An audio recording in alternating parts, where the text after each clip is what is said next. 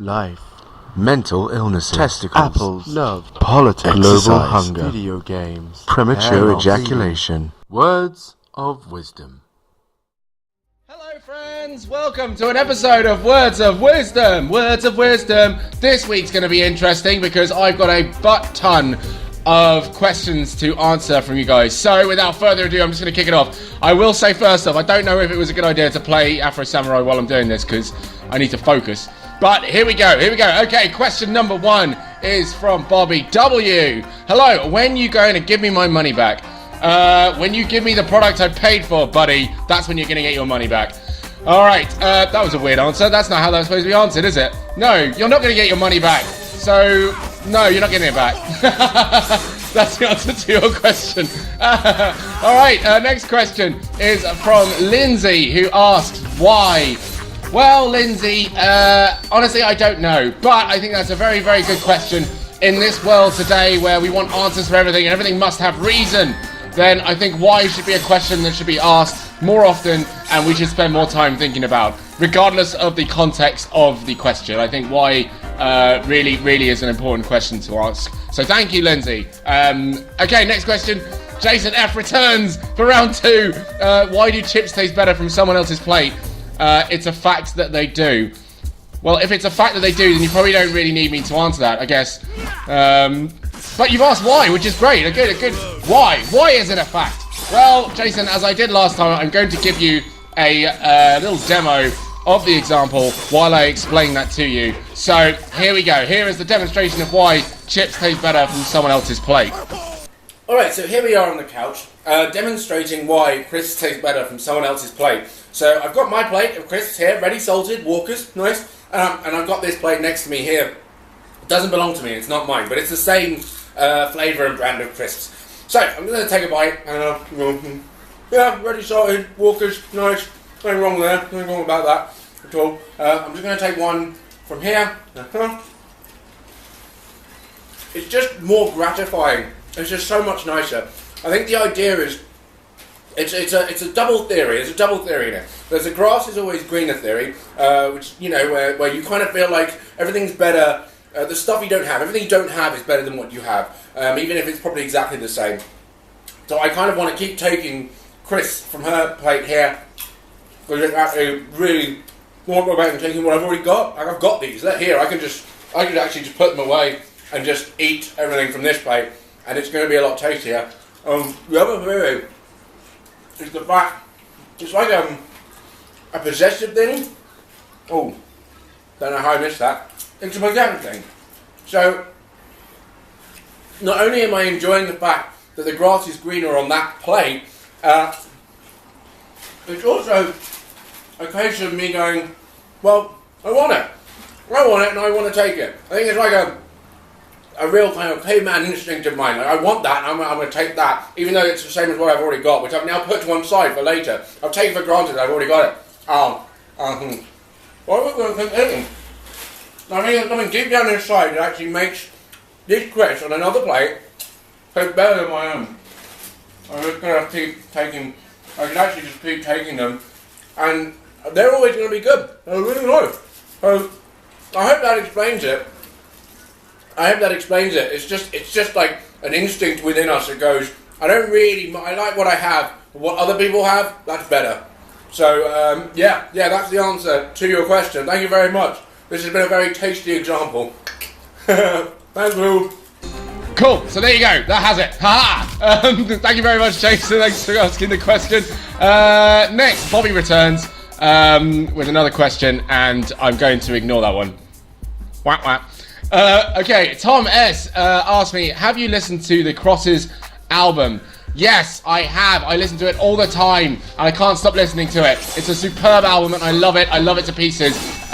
It's been a while since I've actually had an album where a vast majority of the songs I really, really like. So, yes, for those of you wondering what the Crosses album is, if you like Chino Marino, then check it out by all means. It's just some of his work, I'll put it that way. It's a superb album, and I love listening to it all the time. So thank you very much, Tom S. Yes, indeed. Next question is from Lee W, who asks, if you're involved in a race and are currently in 3rd place and you then overtake the person in second position, what position are you in now? Well, you're in second, aren't you? Because you've overtaken second place. You take their position. So, I mean, I'm wondering if that's a trick question that I've fallen victim to. It's second, isn't it? It is. I'm pretty sure that's second. Pretty sure that's correct. Yeah, I'm guessing that is correct. So I'm going to go with that. Second place. The answer's second place. I hope that's right. I hope I got that correct. Alright, thanks very much for the question, Lee. Cheers. Okay, next question, Johnny P. Johnny P, he asked, where's my plane? I don't know where your plane is, mate. I mean, I'm hoping you weren't the pilot of the Malaysian flight, because, well, that just opens up a whole barrel of worms that I don't really want to get involved in. I'm afraid I can't help you there, Sunshine.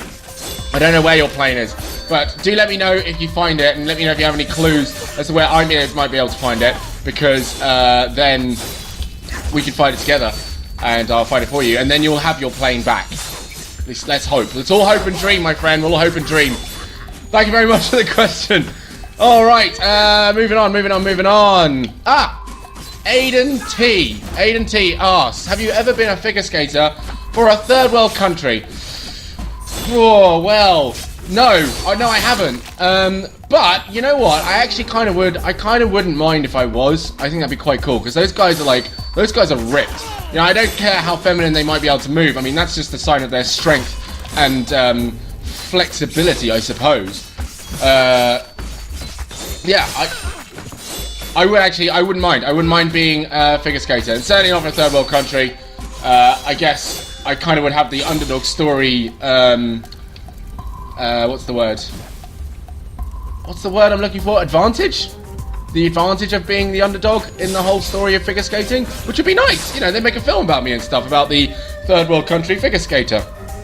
It's a life I wouldn't mind leading.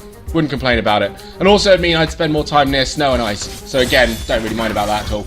But yeah, there you go. I've not been, but would like to be. Thank you, Aidan. Thanks for asking the question. Next question is from Laura, who asks, which came first, the chicken or the egg? Well, I'm pretty sure the egg came first. If I don't want to say if. God, that could open up a can of worms right there.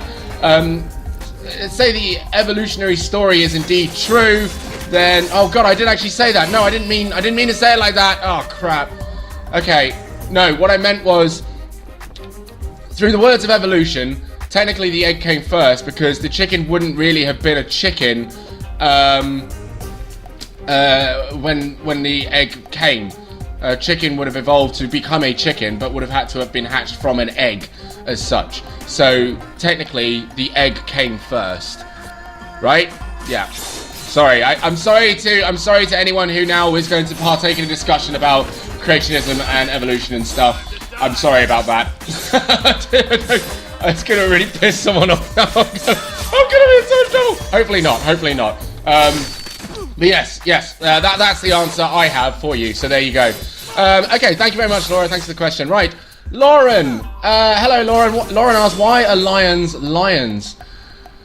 Oh God. Why are lions lions? Let's see. How can I? Because they are. That's not really a satisfactory answer, is it? You're not going to be really over the moon about that answer, are you, Lauren? It's not good enough. Why are lions like? I can't. I genuinely just. I mean, I'm trying here to answer that responsibly, and I can't quite get it. Why are lions lions? Because they are, Lauren. They are lions. Okay, that's all I can give you right now. I'm afraid that is literally it. They're lions because that's what man said they are. Okay, and in this world, man is king, and if we call it a lion, then it's a motherfucking lion. All right, that's why it's a lion. Go with that answer, and we'll just leave it there. All right then. Okay then. Good. Thanks for the question, Lauren. Thank you very much. Okay.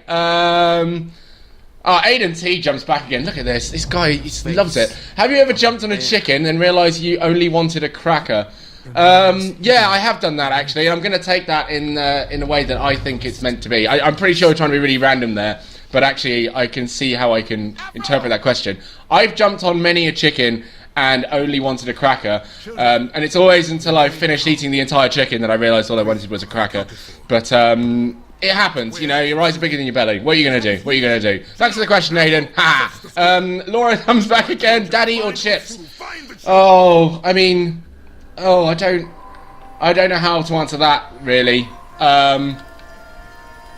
Because there's no way of saying it without it being creepy one way or the other. Daddy...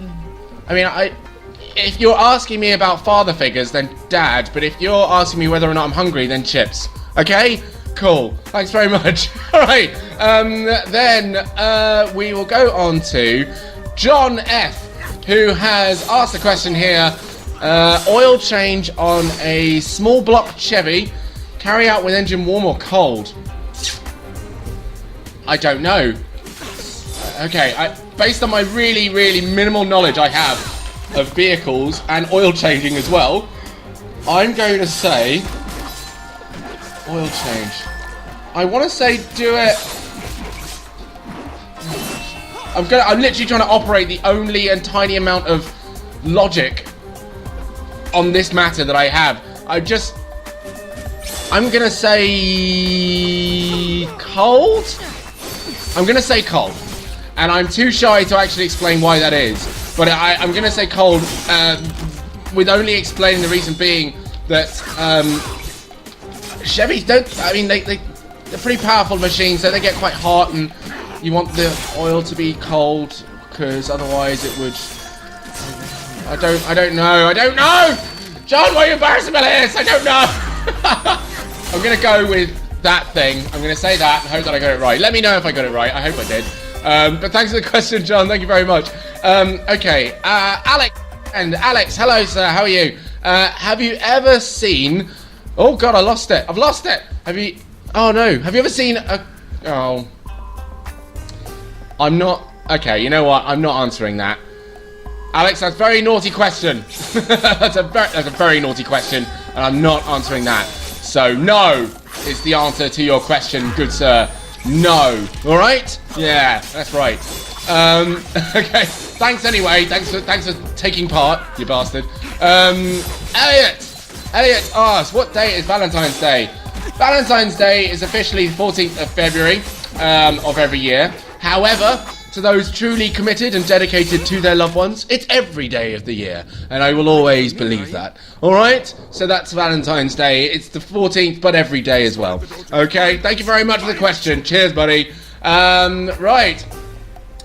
Dave P. Waterman, he has asked, okay, something. Go ahead, Afro. I don't really have any particular answer to that. I don't have anything to say to that. So, yeah. Yes. Something. There's your answer. Cheers, buddy. Bye. Okay. Alex returns once again. Oh, I love it. You guys get so excited. Ask me anything. You just ask me everything. I love it. Okay. What happens to ladybugs when their wings are firebombed by the US Air Force? What I'd like to think happens, Alex, is that they absolutely absorb the firebombs and become firebomb ladybugs. That's what happens. They become like the most dangerous insect in the entire world, and we suddenly grow an immense amount of fear towards firebomb ladybugs, and that's it. That's what happens. All right? Yeah, good. I hope that helped.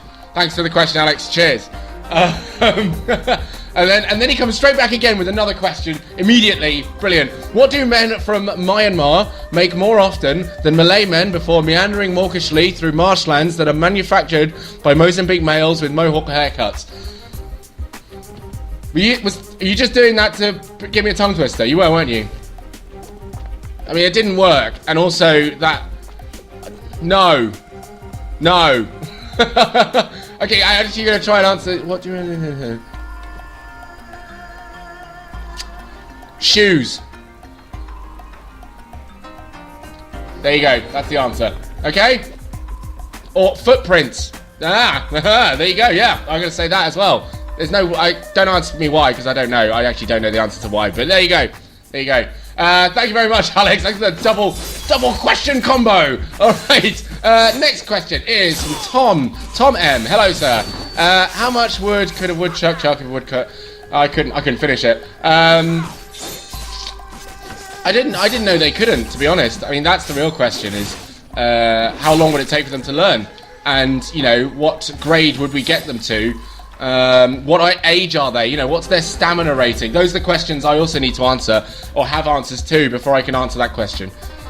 Oh, I didn't finish it!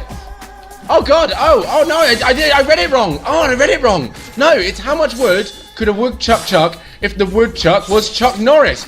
Jesus Christ! Well, I guess I have my answers! I have my answers, they're right there in front of me. Okay, I'm gonna go ahead and say a whole forest load. Enough to print a copy of the Art of War, for every single human being on the planet. That's how much wood. And then some. And then a spare for every alien nation that just so happens to visit the planet Earth as well. Yeah, about that much, I reckon. So I hope that answers your question. And I hope that's a fair answer. I hope that's what you wanted. Thank you very much for the question, Tom. Cheers. Elliot returns once again. Hello, welcome back, Elliot, with another question here. Who is my dad? My God, that is the most depressing question that I never want to answer, ever. I mean, I don't know, but I reckon, based on what I see, he is a very handsome man. Whoever he is, he's a very, very good-looking and handsome man. So, whoever he is and wherever he is, Elliot, he left behind his sexy jeans just for you. All right, buddy. I hope that answers your question. And oh God, that's kind of left me feeling a little empty inside. I'm gonna lie. Jesus. Okay.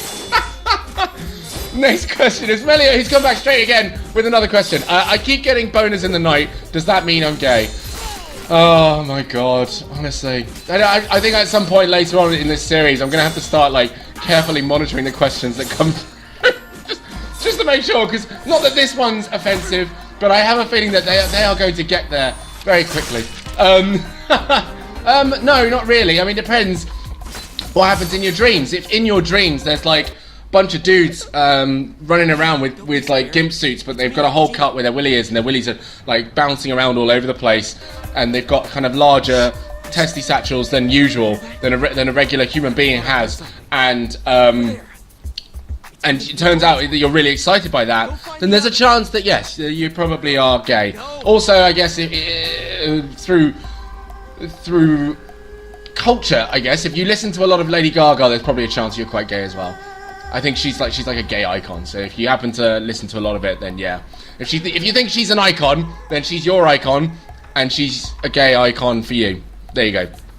If, however, you're not experiencing these kind of dreams, then I think you're not gay and you're straight, which I hope isn't upsetting to you. But yes, then you're not gay. All right, buddy. Okay, I hope that helps. And don't worry too much about the boners at night time. I get them quite often as well. But I just work it out. It's fine after that. Thanks very much. Thank you very much. Okay, next question. Where are we? Okay, Liam D. Hello, Liam D. How you doing, buddy? He asks, how many t-shirts could I wear at the same time and still remain functionally in my job? Right, I don't know what job you have, my man. I'm actually going to do a little bit of Facebook stalking here, see if I can find out. Hang on. Okay, alright. In that particular job, I would say, actually, that you could, like, if my judgment is correct, then you could wear kind of as many as you want, to be honest, because in that particular role, I think it's a particularly social role. So, you know, you could put on as many as you like, take a picture and, you know, and send it out and be like, oh, look what I did today. And, you know, as long as you told people beforehand that that's what you were going to do. But I think you could do as many as you like and be all like, look how much fun we're having here. Oh, look at all the fun we're having. Yay, woo, fun. Just put as many as you like on me. I'm sure it'd be fine. But I guess if you were looking for a different answer, then 200. Okay? Good. Thank you. Next question. Andrew S. Hello, sir. How are you? Can I touch your hair? Yes, only because you've asked me to. Ask my permission. Sorry, ask my permission. You can touch my hair. because you've asked permission. Anyone who doesn't ask permission and thinks they can go around touching my hair, or anyone's hair for that matter, is a dick. And I hate those people very much. I'm very displeased with that kind of behaviour of thinking you can touch without asking. We're not mannequins. No one, it's not like that much of a free world that you can just go around touching people without permission. And the hair touching thing is particularly difficult to tolerate. So yes, you can touch my hair because you asked. If you don't ask, you're in trouble. Right, sunshine? Cool. Thank you very much for the question, Andrew. Cheers. Gemma, hello Gemma, how are you all? Why does the colour of the cup change the taste of the tea? Oh, I mean, I don't know. I didn't know that. You must be a real avid tea drinker. You must be a very, very avid tea drinker. I genuinely don't know the answer to that. Off the top of my head, I'm just going to say perhaps colours have flavours.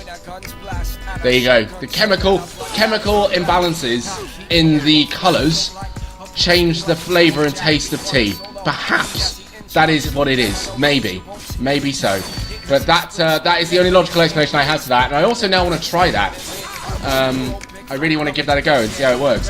So thanks for bringing that to my attention, actually, Gemma. That's very helpful. Thank you. We'll see. We'll have a day of tea drinking and see how it comes out. Thanks very much for the question, Gemma. Thank you. Next question is from James B, who asks, corgis. That sounded more like a statement. Sorry, corgis. That's more like it. That's more what I was looking for. Yeah, no. But yes. Kind of yes. I'm more of a big dog kind of person, I like my German Shepherds, my Huskies, maybe even the Great Danes, even though they're quite big. But anything smaller than, like, would I say 1.5 foot? Is that fair? Yeah, anything smaller than that to me is just considered a really large rat, and I can't call it a dog. And in a justified manner anyway. I can't do it. It really annoys me. So corgis. Kind of, yeah. Well, by that rule, really, no. Sorry, mate, not really. But I mean, if someone handed me a dog, I would still take it. I'd definitely take it. I mean, if it was too small, I'd probably trade it in for a bigger one. But I wouldn't necessarily. I wouldn't go out and buy any old dog. I wouldn't do that. So there you go. I hope that answers your question. Thank you, James. Thanks for the question. Charles R. asked this question. I'm laughing because I've just read it, and the only way for me to do this really is actually to do a video representation. So I'm going to have to do a video representation of this. All right. So here we go. Right, so this is the how do fish work question. I've actually hired my accomplice for this one. She's busy. I'm going to see if I can get her to cooperate with me, though. So, hang on a second. Hello. Hi. I'm just going to need to borrow you for a second, if that's alright. So, I just need your tail. No. I just need the tail. Okay. So, here's the, oh no. Okay. I just need the tail, darling. Can we take the tail? Is that alright? Okay, let's get into light. And then we're just going to get the tail. So, you've got the tail here. And essentially, can you just stay still for a minute, please? I just need to stay still. Okay, good. So, the tail, you see the way it wiggles, right? Can you wiggle your tail, please? Can you just wiggle your tail? I just need to wiggle the tail. Okay, I don't think she's going to cooperate with me, so I don't think I can get this one answered. I was going to use the tail to do that whole fish thing, but it doesn't. She's not cooperating. I don't know why. But never mind. I guess it's something to do with trajectory and the wiggling and stuff. I hope that helps. But sorry, I can't give you a really good example of that because my cat's shit. But there you go. Sorry, guys. On to the next question, though. I've had immense fun with this so far. Thank you all so much for your questions. This is superb. Okay, next question. It's from Jonathan H, who's asked the same question as Jason did. Why do other people's chips taste better than your own? If you refer back to earlier in the episode, Jonathan, you'll find out. Although you probably would have passed that bit already. So if you want to refer back again, that's fine with me. So thanks for the question, though. Thank you. Neil T, can you do karaoke in one of your videos? I mean, I don't want to. I mean, I have to be. For if anyone is watching this and they know me personally, then you know that's not really a challenge once I've had a few. Doing karaoke when I'm drunk is you know, it's like walking in a straight line when you're sober. But I can't. I don't. You know what, Neil? For you, I'll do it. I don't know how I'm going to do it because I can't really make it work. Oh no, I can make it work. I will make it work. I'll do that for you. Don't worry, Neil. I'll deliver. I will deliver. Okay, Neil, I'm doing this just for you, mate. I'm also having to hold the microphone from my headset because I don't actually have a proper microphone. So I'm gonna have to do it this way. So, Neil, as per your request, just a little bit of karaoke for you coming up right now. All right? Oh, I hate you so much. Hiya, Bobby. Hi, Ken. You want to go for a ride? Sure, Ken. Jump in. Imagination, life is your creation. Come on, Barbie, let's go party. Yeah. Come on, Barbie, let's go party. Ooh, oh, ooh, oh. Come on, Barbie, let's go party. Yeah. I don't know why I'm doing the woman's bit. There's something wrong with me. Okay, I'm stopping now. That's enough karaoke. That's enough. I only did this song because my girlfriend requested it, and now I've just had to watch her cringe. I don't think I'm getting any tonight. Cool. Thanks, Neil. Oh god. Thanks. Okay. Next question is from Scott S, who has asked. Hang on. It's more a riddle. It is a riddle. Yes. Okay. An energetic dance, a ball sport, a place to rest, an Asian country, a girl's name. These things have something in common. What is the girl's name? Right. I've seen this before, and while I can't remember the conclusion I came to, I'm trying. How did it work out in my head now? What was it? There's something in common. Oh yes. Okay. So my answer is like it goes like this. So the girl's name is pretty much, to me, whatever you want it to be. It just so happens that she's Asian, and she owns a house, and she plays tennis and likes to dance. That's it. That's my answer, because that's the only thing I could think of. Because they all, at least, you know, they're all something in common. They're all linked to that one person, and the girl's name is like, you know, Betty or Jill or whatever the fuck you want it to be. As long as she falls into the criteria of all those things, it doesn't really matter. So that's my answer to that. I mean, I hope I got it right. I think I did. I'm not sure. But there you go, Scott. You can leave a comment actually, all in the video. Just let me know if I got it right or not. Just let me know. All right. Thank you very much for the question. Next question is from Jake G. Hello, Jake G. How art thou? His question is, if the thought process of an individual could be permanently limited to the point of strict conformity to which an outside... Oh, sorry, I'm trying to block this guy's bullet and ask this question. Do you know what? Stop. If the thought process of an individual could be permanently limited to the point of strict conformity to which an outside source of thought need no longer be considered as such, then the enforcement of order becomes possible for anyone with enough power to control what is projected. Do you see?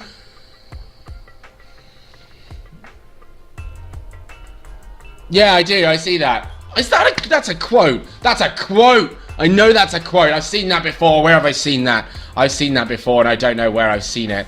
But yeah, no, that's very true. That's very true.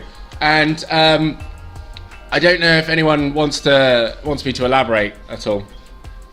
But the idea being that if someone just follows the rules so closely all the time, then really all it takes is for someone to have power over them and tell them what to do.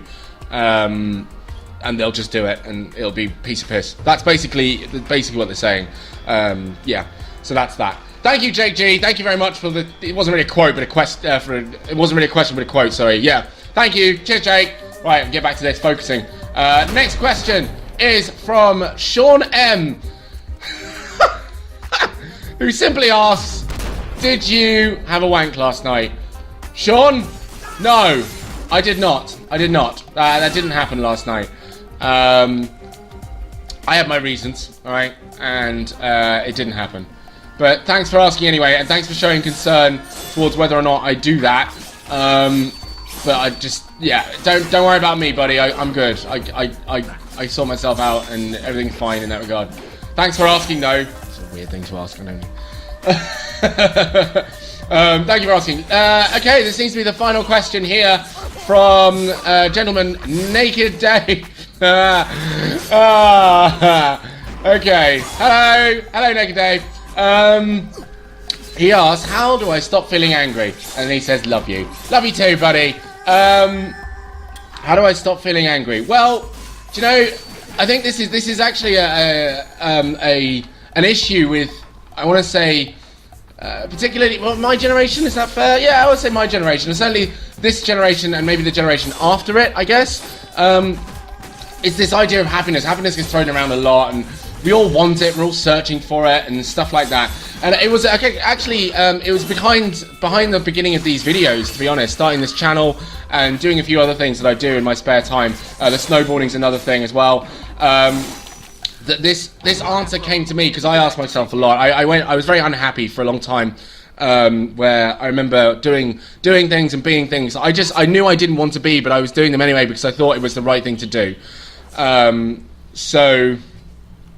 So I realised that what the key, well, for me, from my perspective, the key to happiness is not having a formula that needs to be applied to everyone. It's not about having a system or a group or a package of things. Happiness is extremely personal. I know that's quite an obvious statement to make, but what I think people were missing is the fact that it really personal. Like, okay, you take two scales, for example. Let's take the scale of let's say a lady who lives, I don't know, in Canada, for example. Her scale of happiness will be family and money. So those two things those are the two things that she'll want out of life, that she'll want to gauge and work with in order to make her happy. Those are the two things she wants to achieve that. All right, so she'll go for that. So she'll go around being like, well, you know, surely life's all about having kids, having a family, you know, and obviously being financially stable to live well and blah blah blah and so on. But then you take that scale and apply it to someone on the other side of the world who just doesn't really follow that same route, who just doesn't really take from that same page because they've lived a life of contentedness without money, but let's say also without family, and they know that they've experienced that through not having those two things. So their scale might actually be, I don't know, let's say reading books, like knowledge, gaining knowledge and sharing it. So that will be the scale of that person's happiness, and that will be a basis upon which that person exists and lives, and it's personal to them. So what you've got is two different people who believe that their way of life is right and correct, and believes that it should be shared to make others happy, which is I think it's a naturally nice thing to do, to share your understanding of happiness and to share happiness, or at least the path towards it. But the problem is that it's not going to apply to every single person. Now, I'm only taking this. I mean, the thing is, I don't know why you're angry. I don't know why you feel angry. So I'm just going to work on a theory on how to stop being angry and just being happier. So what I started to do was I started to just do things that just made me happy. I just started to just take on things and apply things in a manner that made me more satisfied with my life and with me as a person. Now, I obviously, having found this new way of life, I did it to quite an extreme, and I became quite selfish and a bit of a dick. So I had to tone it back a little bit. But I was able to gauge it in such a way that I was getting things and doing things that I wanted to do that actually had nothing to do with what anyone else demanded of me or what anyone else wanted of me, and just did it. And yeah, I got some criticism for it, and I think I still would to this day. I'd still get a lot of criticism for it because I'm not doing what would be perceived to be right or to be the sensible thing to do as an adult or whatever you want to call it. But I genuinely don't care. I'm really so content with everything that I'm doing at the moment, all the decisions I'm trying to make, and the way that I'm trying to project my future, are all things that I want from life, not anything that anyone else wants. Now, that's not to say that I'm happy as such, but I'm certainly happier, and I'm going to know that I will be happier when I'm in this position that has communicated to me that all the choices I've made have done me well.